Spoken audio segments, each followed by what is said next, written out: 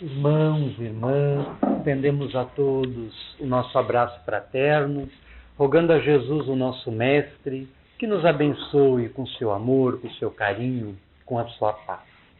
Na década de 40 do século XIX, o mundo foi completamente abalado por fenômenos insólitos, as manifestações espirituais, que não obstante ocorrer em todos os tempos e lugares, ressurgiam com ímpeto feroz em toda a superfície terrestre, chamando a atenção da humanidade para a realidade espiritual, para as potências invisíveis da natureza, responsáveis pela organização e manutenção da vida, da Terra, do universo como um todo. Nessa época é que Allan Kardec passa a estudar esses fenômenos e, a partir desse estudo, estrutura o que hoje nós chamamos de doutrina espírita ou espiritismo, estruturado em torno das chamadas obras básicas da codificação, que são o Livro dos Espíritos, o Evangelho segundo o Espiritismo, o Livro dos Médiuns, o Céu e o Inferno, a Gênese e outras obras menores escritas por Kardec, tratando de outras temáticas, como um relato de algumas viagens que empreendeu na década de 60 do século XIX, difundindo o espiritismo no velho continente, né, em alguns países da Europa, como a Holanda, a Alemanha, etc., e outros tratando sobre obsessão, tratando também sobre a questão da mediunidade, mas não tão aprofundado como ele tratou no Livro dos Médiuns e outras obras. Sem falar na Revista Espírita, um periódico mensal que ele manteve desde 1858 até o ano em que ele desencarnou, em 1869, publicando o pensamento espírita que vinha se desenvolvendo de uma forma surpreendente. Na década de 40 do século XX, nós identificamos fenômeno análogo aqui no Brasil. Mais precisamente em Pedro Leopoldo, cidadezinha do interior do estado de Minas Gerais, com o famoso médium, hoje famoso, Francisco Cândido Xavier, onde este médium passou a receber um conjunto de revelações bastante novas, sendo considerados por alguns estudiosos da doutrina espírita como uma nova revelação dentro da revelação espírita. Estes escritos, estas mensagens, vinham assinados pelo espírito André Luiz, um pseudônimo, um nome fictício, que não indicava a identidade do espírito segundo a última encarnação que ele teve na Terra, embora especule-se tratar-se ou do médico sanitarista Oswaldo Cruz ou então de Carlos Chagas, embora o médium nunca tenha, ao menos publicamente, reconhecido a identidade do espírito.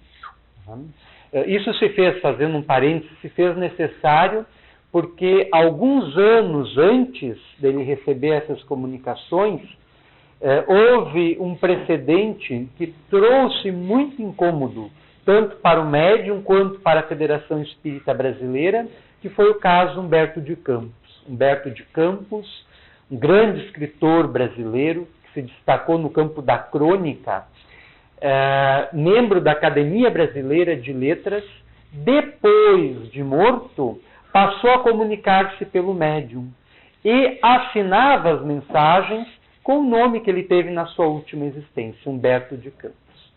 E a família, que continuava encarnada, não aceitando o fato, entrou num processo judicial contra o médium e a Federação Espírita Brasileira, que publicava suas obras exclusivamente na época, reclamando os direitos autorais das obras, já que eram de autoria de Humberto de Campos, então a família entendia que tinha direito aos benefícios oriundos da vendagem dos livros. Resumindo a ópera, né, a justiça deu ganho de causa para o médium e para a Federação Espírita Brasileira, mas procurando obviar esse inconveniente, quando apareceu esse espírito, este novo espírito, passando a integrar a equipe de trabalho espiritual do médium Francisco Cândido Xavier, para evitar esse tipo de problema, adotou um pseudônimo, né, o de André Luiz, que fora o nome de um dos irmãos de Chico Xavier que já havia desencarnado. Então ele adota esse nome, André Luiz, para assinar os seus comunicados, as suas mensagens, os livros que ele passou a escrever através do processo psicográfico, através da mediunidade de Francisco Cândido Xavier. Então, mais precisamente na década de 40 do século XX, quando o médium começa a receber torrencialmente comunicados desse espírito, surgem novas informações sobre a realidade espiritual, apresentando para o ser humano um verdadeiro tratado espiritual, um verdadeiro tratado de autoconhecimento, um verdadeiro tratado descritivo de como é a vida do outro lado, de como é a vida depois da morte, de como é a vida no mundo espiritual. A primeira obra que ele publicou, que ele psicografou e que logo foi publicada, se não estamos equivocados, o prefácio é de 1944, se não nos falha a memória,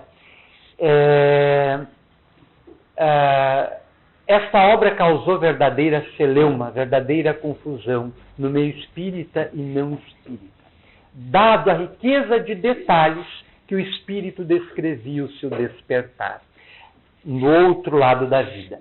Esse livro recebeu o título de Nosso Lar, alusão feita à cidade espiritual onde André Luiz foi acolhido alguns anos após o seu retorno à espiritualidade, por efeito intercessório da sua mãe, que estava em planos mais elevados, mas que tinha uma rede de influências dentro desta cidade espiritual, também localizada numa zona espiritual superior, e que pôde fazer o socorro e o atendimento dele. Mas isso passado vários anos, não estamos equivocados, 8 anos, em que ele permaneceu dentro das sombras de si mesmo, sem ter noção de tempo, de espaço, perdido que se encontrava, por não ter, quando encarnado, se servido da bússola espiritual que lhe orientasse o caminho enquanto estava aqui na Terra. Então acordou no mundo de lá, que é o mundo verdadeiro, completamente desorientado, em perturbação, em confusão mental, em desalinho interior. E custou muito tempo até se reorganizar e até lembrar, médico que fora na última existência, com pensamento bastante ceticista, descrente, demorou a lembrar-se que deveria haver um autor para a vida e a adotar uma posição humilde, de prece, de oração, quando, improvisando algumas petições em suas elucubrações mentais, ele viu brilhar nas sombras que ele se encontrava um facho de luz. E era uma equipe socorrista, chefiada por um elevado mentor que era ministro na cidade espiritual do Nosso Lar, chamado Clarencio, que vinha a pedido da sua mãe socorrer-lhe e acolher-lhe inicialmente num dos hospitais, numa dependência periférica dessa colônia. E esta obra, quem não leu deve lê-la, se tornou um best-seller. Milhares e milhares e milhares já foram vendidos no Brasil e no mundo, sendo publicado em inúmeros outros idiomas. E agora, me parece que no próximo mês será estreado, no próximo mês agora, né? Estreado o filme inspirado na obra, Nosso Lar, que é um filme homônimo, traz o mesmo título da obra. E, segundo aqueles que já assistiram incluindo as diretivas das federações estaduais de todo o Brasil, federações espíritas estaduais de todo o Brasil, as equipes integrantes da FEB. O filme é extraordinário, né? Vem a reboque do filme Francisco Cândido Xavier, do filme Chico Xavier, e não deixa a desejar. Foi muito feliz em sua produção e traduz com grande fidelidade o relato desse espírito na obra. Mas, ao citarmos estas revelações trazidas pelo espírito André Luiz, gostaríamos de atentar para a questão da prece, da oração, que é algo fundamental em nossa existência. Segundo os relatos históricos e estudos antropológicos e etnológicos feitos por eminentes especialistas desde o século XIX até a atualidade, desde sempre o homem esteve voltado ao culto de forças superiores a ele. Lá no tempo das cavernas, era o sol, era o vento, era a chuva, era o raio, era o trovão, era o fogo, era o rio, era a árvore. Né? Mais adiante, eram os deuses, com o advento das civilizações agrárias no Egito, na Mesopotâmia, na Índia, na China. Mais adiante surge o culto monoteísta, com os hebreus, cultuando um Deus único. Embora sem compreender-lhe as essências, as qualidades interiores, porque os tempos eram ainda de maturidade espiritual, de incompreensão. Até a atualidade. Então, segundo os estudiosos, todos os povos, todas as culturas se serviram da oração, da prece, como elemento de ligação às forças que cultuavam. Então, se utilizavam da prece, se utilizavam da oração, para conseguir contactar com as forças que eram superiores a si. Com o advento do Espiritismo, nós temos a elucidação dos mecanismos da prece, de como ela ocorre, de como ela se dá, tendo a sua influência destacada no mecanismo das nossas vidas. Enfocando os espíritos, que é o principal meio de ligação que nós temos, aos nossos mentores espirituais, aos nossos anjos guardiães, a Jesus e aos seus prepostos, a Deus, ao Criador. Então, os próprios espíritos endossam a necessidade que nós temos da prece, como, consoante uma questão do Livro dos Espíritos, não uma ladainha interminável, onde muitas vezes pronunciamos palavras as quais não associamos nem a nossa mente nem o nosso coração, mas realizar da prece um estudo de nós mesmos. Fazer da prece um meio de prospecção e introjeção no nosso mundo interior, onde possamos nos compreender melhor. Então, a partir da década de 40 do século XX, quando André Luiz está trazendo vários informes descritivos da realidade espiritual que nos cerca, ele também esclarece, com riqueza de detalhes, o funcionamento da prece. E nós gostaríamos de fazer menção a uma das obras que integram a chamada coleção André Luiz, que inicia com o Nosso Lar e continua com outros livros, Os Mensageiros, Missionários da Luz, Obreiros da Vida Eterna, Libertação, nos domínios da mediunidade, Mecanismos da Mediunidade, Evolução em Dois Mundos, Ação e Reação, Sexo e Destino, Agenda Cristã, Conduta Espírita, Desobsessão e A Vida Continua. Se não estamos equivocados, citamos todos os livros que integram essa coleção. Gostaríamos de fazer menção a um livro específico, a outro livro específico dessa coleção, que é Nos Domínios da Mediunidade, que é uma obra fantástica. Quem deseja compreender o fenômeno mediúnico deve necessariamente ler, reler e depois começar a estudar esta obra. Allan Kardec, quando publicou o Livro dos Médiuns, no ano de 1861, apresentou-nos o tratado mais completo sobre o fenômeno mediúnico. Quem é médium, quem deseja exercitar as suas funções e faculdades medianímicas, deve conhecê-la, teórica e praticamente. E não há melhor meio para isso do que ler o Livro dos Médiuns. É leitura obrigatória para quem é médium, para quem trabalha na mesa mediúnica, para quem participa na Casa Espírita dos trabalhos mediúnicos. Tem que ler, reler, estudar, tentar compreender durante a vida inteira este livro.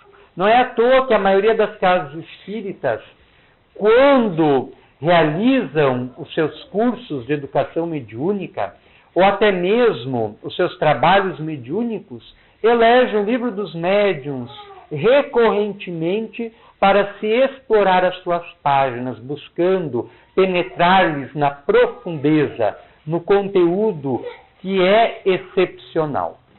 Mas Allan Kardec estudou o fenômeno de fora para dentro, da materialidade para a espiritualidade.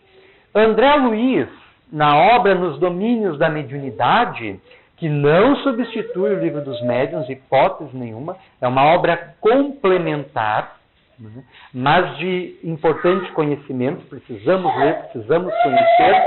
Nos Domínios da Mediunidade, André Luiz inverte o ponto de observação. Allan Kardec escreveu a obra estando encarnado e observando o fenômeno da Terra para a espiritualidade. André Luiz o escreve de outro ponto de vista. Passa a estudar o fenômeno da espiritualidade para a materialidade, das zonas espirituais para as zonas materiais. E surge, então, este monumental romance, porque ele foi escrito na forma de romance, que aprofunda a fenomenologia mediúnica em todas as suas nuances. Desde o chamado animismo, que são aqueles fenômenos que guardam a sua origem no próprio indivíduo, como, em alguns casos, a telepatia, a clarividência, quando não está associada diretamente à interferência espiritual, quando o fenômeno depende da ação do indivíduo. E os fenômenos mediúnicos propriamente ditos, onde está presente a interferência espiritual. E, num dos capítulos, o capítulo 20, é completamente enfocado para a prece, para a oração, em suas interconexões com o fenômeno mediúnico. E ali, André Luiz passa a relatar a seguinte história. André Luiz integra pequena equipe formada por ele, mais por um companheiro, também médico, chamado Hilário Silva, que junto ao mentor espiritual chamado Aulus, passa a frequentar um pequeno centro espírita, à semelhança deste, onde se realizava toda a gama variada de trabalhos atinentes a um centro espírita. E eles passam a examinar como funciona o centro espírita, sobretudo nos aspectos mediúnicos do lado de lá. Então eles recebem, isso lá é relatado então no capítulo 20, eles recebem a visita de uma cooperadora espiritual chamada Teunília, que pede a intercessão do mentor Aulus para socorrer uma trabalhadora da casa, chamada Anésia, que estava enfrentando grandes provações, grandes embates da alma, como todos nós, em diferentes etapas da nossa vilegiatura carnal, da nossa existência planetária, somos chamados a enfrentar, a experienciar. Onde precisamos aprender a mobilizar todas as nossas conquistas internas, todo o nosso conhecimento espiritual, a fim de conseguirmos vencer as experiências difíceis, os desafios, as provações. E o mentor, Anui, consentem e eles rumam, então, para a casa de Anese. Sumariando um pouco, resumindo um pouco, os problemas vivenciados por ela. Em primeiro lugar, a desestrutura familiar. O marido de Anésia, Jovino, estava comprometido com uma relação extraconjugal, onde ele afastava-se cada vez mais do lar, privando da companhia da outra, e quando em casa, sempre distante, arredio, não privava mais dos colóquios em família, não conseguia mais sentir-se feliz, sentir prazer, sentir paz nos pequenos momentos em família. E a esposa, Anésia, cada vez mais ressentida, sem saber como agir, como proceder, vendo seu casamento sossobrar, vendo o seu relacionamento conjugal ir aos poucos por água abaixo. Então esse era o principal problema que ela enfrentava e que era o centro da sua preocupação. A família era formada, então, por ela e o esposo, mais 3 filhas, 2 das quais já adolescentes, e já se viam forçadas pelas necessidades do lar a cooperar, trabalhando fora de casa, em pequeno bazar, com o sustento da casa. E uma caçula chamada Márcia, que tinha, como toda criança, uma grande sensibilidade, uma grande percepção mediúnica. Né? E a mãe de Anésia, que era uma senhora bastante idosa, já na casa dos 70 anos, em processo avançado de desencarne. Então, este, em resumo, era a situação de Anésia. Então, o marido, eles estavam jantando quando os espíritos chegaram, os espíritos formando pequena comitiva, Teonília, Aulos, André Luiz e Hilário Silva, para prestar o socorro intercessório, e a esposa, junto à conversa durante o jantar amena, em que as filhas comentavam pequenos acontecimentos que vivenciaram durante a jornada de trabalho, e o esposo Jovino completamente alheio, lacônico, falando muito pouco.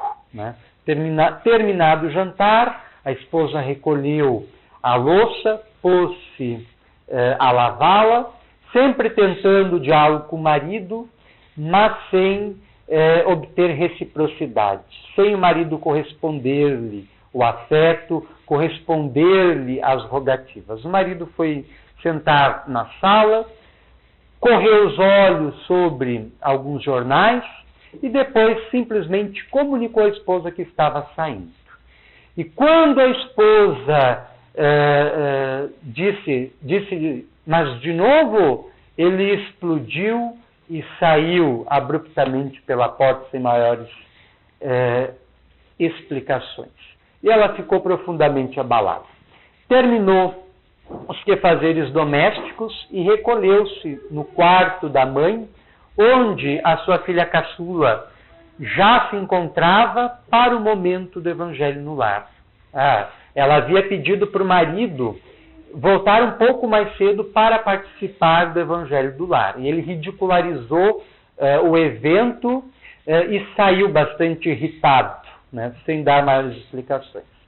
Então ela reuniu-se com a filha, chamou as outras filhas para participar do culto do Evangelho no lar, na intimidade daquele quarto, ao que as filhas responderam que não poderiam participar, porque havia o aniversário de uma colega de trabalho, cuja festa não poderiam faltar. E se foram. E ficou somente as 3. né? A pequenininha, a Márcia, a Anésia e a Dona Elisa, a mãe de Anésia. Então, idade bastante avançada, já em processo de desencarnação, já começando a morrer, seu espírito já começando a desligar-se do corpo. Então, nesse momento, embora sem perceber, ela estava sob a influência do mundo espiritual. E a sua mentora espiritual, lembrando que a Anésia era uma cooperadora desse centro espírita, onde Aulos trabalhava e onde Teonília trabalhava também. Então, a Anésia, sob a influência de Teonília, espírito, sem dar-se conta, toma um pequeno livrinho de meditações evangélicas e, acreditando abri-lo ao acaso, mas sobre a orientação do espírito que escolhe a página, passa a ler. E a página tratava justamente sobre a necessidade do serviço fraterno, do serviço cristão e a necessidade do perdão. E ela lê aquela página e depois começa a fazer uma reflexão em voz alta com a filha e a mãe que estava inconsciente, né? E a filha, no momento que a mãe para meditar um pouco, pede: mamãe, continue falando, porque embora estejamos sozinhas, tenho a impressão de que nos cerca uma multidão. A menina tinha uma grande sensibilidade mediúnica e percebia os outros espíritos que, a partir do momento que ela se pôs a orar e a fazer aquela meditação, acorreram para aquele quarto. E o mentor Aulos explicou que sempre quando a gente ora, a prece, a oração é um luzeiro em qualquer parte. E os espíritos, sobretudo aqueles que estão em estado de perturbação e possuem a faixa mental no mesmo teor em que se encontra a nossa, quando estamos encarnados, e são afetados no raio alcançado pela oração daquele que ora, acorrem para aquele ponto a fim de obter os benefícios da prece. Como que são puxados, como imã atraindo a malha de ferro, né? Então os espíritos acorreram para aquele ambiente, estavam participando da oração, ouvindo a leitura, a interpretação que ela fazia, fazendo a interpretação do pensamento de Teonília, como acontece conosco. Em muitos momentos do nosso dia, não só na casa espírita, mas no nosso lar, no nosso trabalho, numa conversa informal, nós somos tradutores de outras mentes que se associam à nossa. E nós interpretamos esse pensamento e dizemos muitas vezes algo que nem estava no nosso pensamento e que ocorre de inopino, de forma inusitada, sem que esperássemos, né? Às vezes coisas boas, às vezes coisas ruins, dependendo das mentes com as quais nos associamos em regime de afinidade, em regime de sintonia mental, né? Então, Teonília estava ali presente, estava ajudando-lhe a interpretar aquela página evangélica. E a Anésia ignorava que estava pregando para si mesma aquilo que estava lendo, aquilo que estava falando. E, terminada a reflexão, fez nova prece. Conversou um pouco com a filha, os espíritos que estavam ali foram atendidos pela equipe espiritual e logo afastados do ambiente doméstico. A caçulinha recolheu-se para o quarto, porque no outro dia pela manhã precisava ir para a escola, e a Anésia ficou ali do lado da mãe. Começou a chorar, né? Debruçou-se sobre a mãe, né? Afagando-lhe, acariciando-lhe a fronte, e a mãe, em processo de desencarnação, também estava espiritualmente perturbada, porque ela havia perdido, entre aspas, um filho que, muito jovem, desencarnara num bar. havia se tornado vítima do alcoolismo e, no momento de extravagância, discutiu com outra pessoa no bar, que sacou de uma arma e lhe tirou a vida. E ele foi devolvido para o mundo espiritual como estava, em processo de perturbação. Isso já fazia muitos anos, ele ainda não havia conseguido se reestruturar, se reerguer espiritualmente. E a mãe, que na verdade, ingenuamente, via no filho um herói, atraía-o para si pela força do seu pensamento. E o filho havia se acoplado a ela como se fosse uma espécie de parasita, né?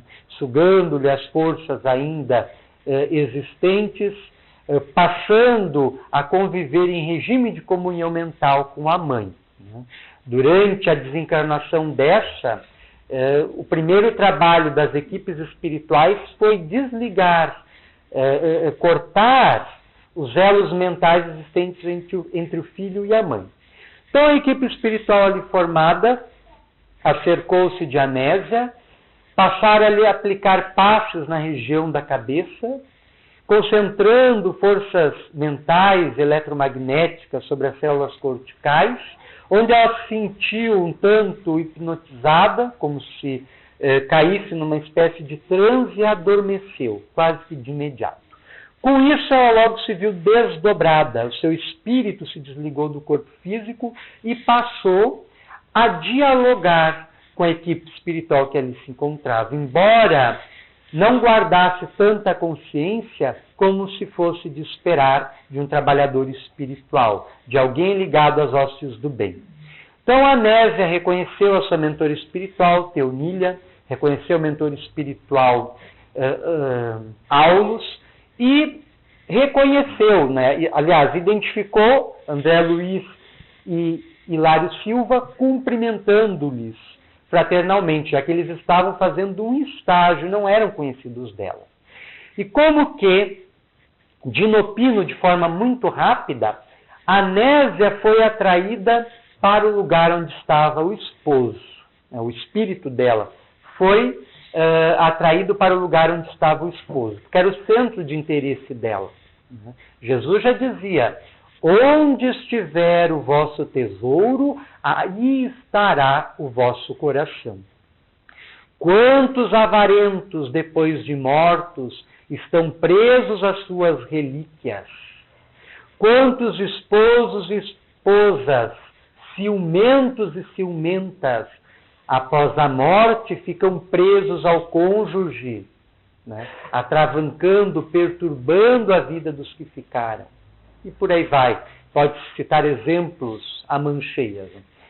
Então era o centro de interesse dela, né? As almas que vivem dentro do lar, em regime de comunhão, onde quer que se encontrem, acham-se ligadas por fios espirituais que são invisíveis. Então, embora ele se encontrasse a muitos quilômetros de distância da casa, ela espiritualmente conseguiu localizá-lo pelas ligações espirituais que a esposa mantinha com o esposo e vice-versa. E encontrou ele no vasto salão de um clube, na companhia da amante e na companhia de outras pessoas, onde os espíritos que seguiram a Anésia visualizaram outros espíritos profundamente acoplado àquele grupamento e outros grupamentos espalhados pelo salão em processo avançado de vampirização, onde drenavam as essências, as energias, os tônus espirituais exalados pelas pessoas que ali se encontravam. Num regime de parceria, de parasitismo consentido. E ali Anésia se desesperou espiritualmente, porque constatou a traição do marido. E saiu para fora do clube espiritualmente, é importante frisar, chorando profusamente, no que foi seguida da equipe espiritual. E aí passou a se travar um diálogo dela com o mentor espiritual, com Aulus, que lhe chamava os brios, chamando-lhe a necessidade de compreender, de amar, de servir. E há todo um diálogo fantástico, muito belo, que está presente no livro e que nós convidamos todos a fazer a leitura, porque é muito bonito.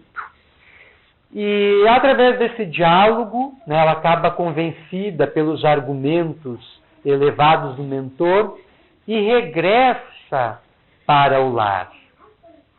E acorda no corpo, né, sem lembrar do que havia acontecido. No entanto, ela acorda mais disposta. Ela acorda se sentindo bem. Ela acorda com novas forças para superar as dificuldades que estavam enfrentando.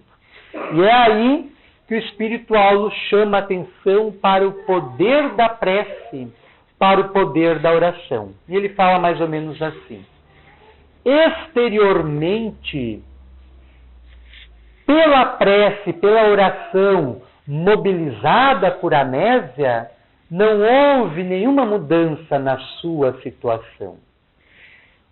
Jovino continua afastado do lar. O seu casamento ameaça ruir. A vida doméstica segue desequilibrada. A mãezinha está em processo irreversível de desencarnação.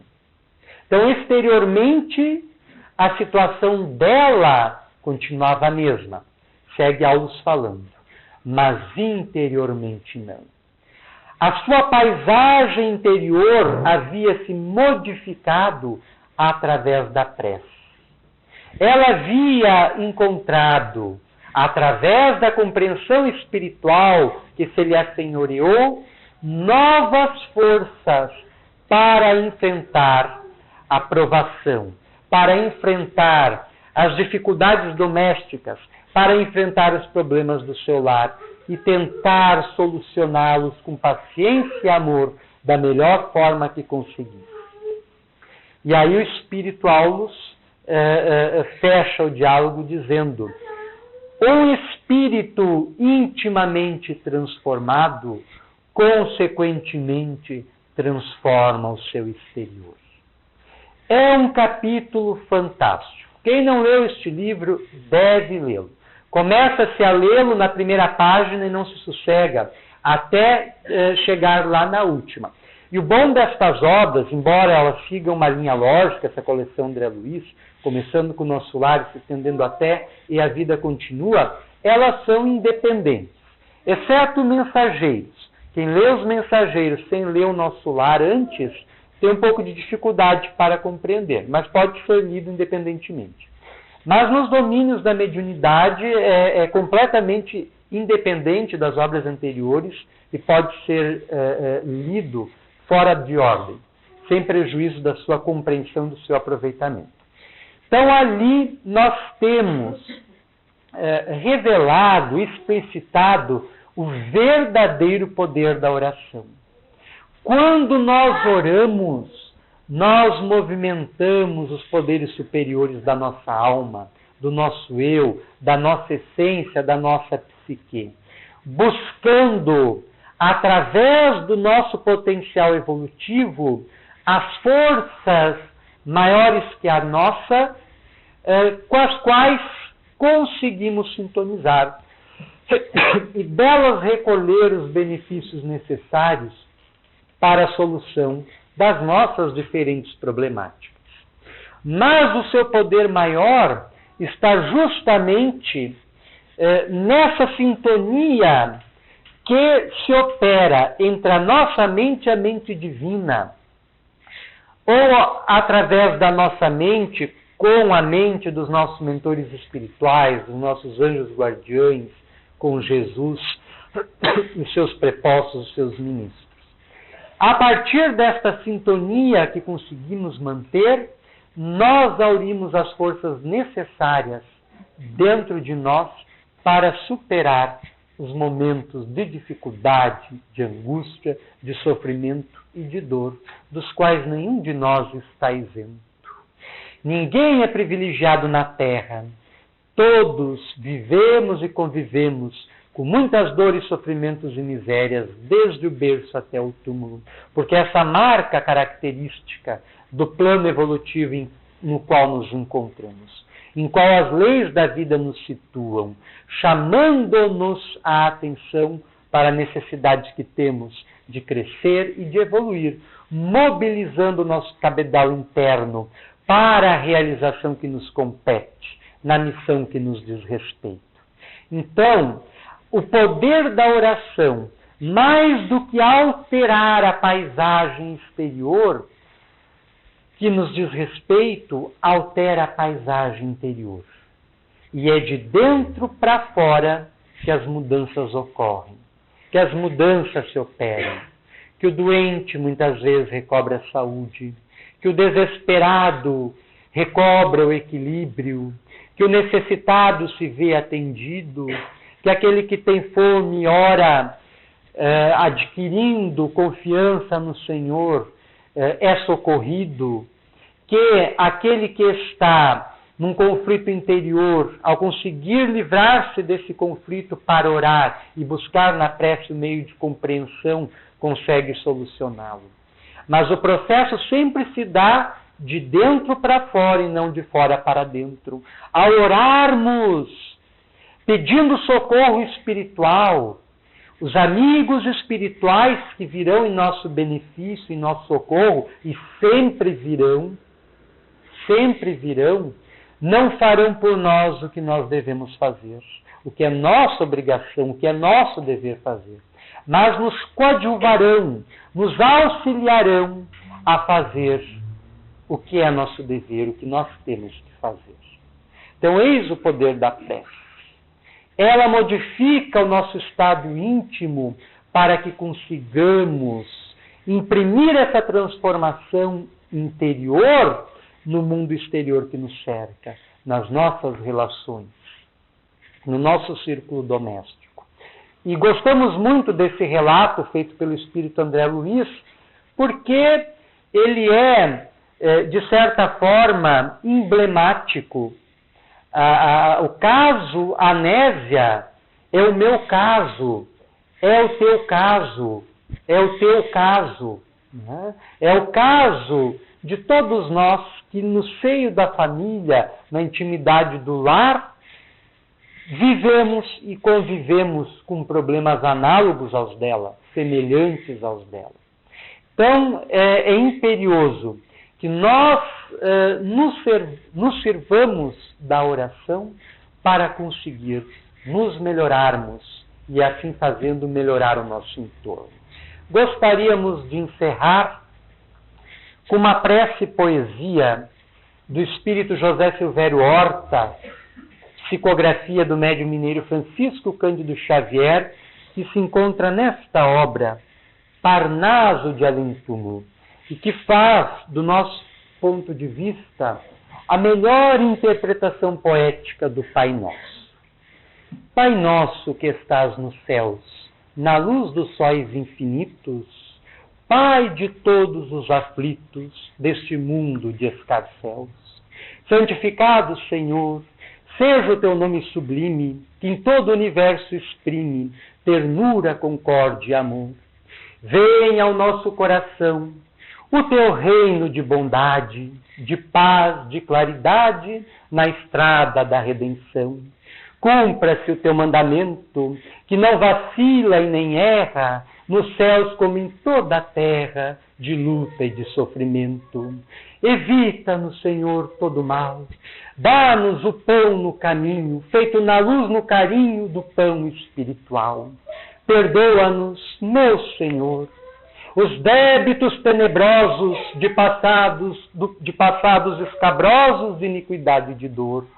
Auxilia-nos também nos sentimentos cristãos, a amar nossos irmãos que vivem longe do bem.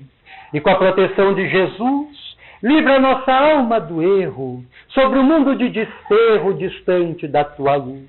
E que a nossa ideal igreja seja o altar da caridade, onde se cumpra a vontade do vosso amor, e assim seja. Agradecemos a generosa atenção de todos e rogamos a Jesus, o nosso Mestre, que nos abençoe e nos conceda a sua paz.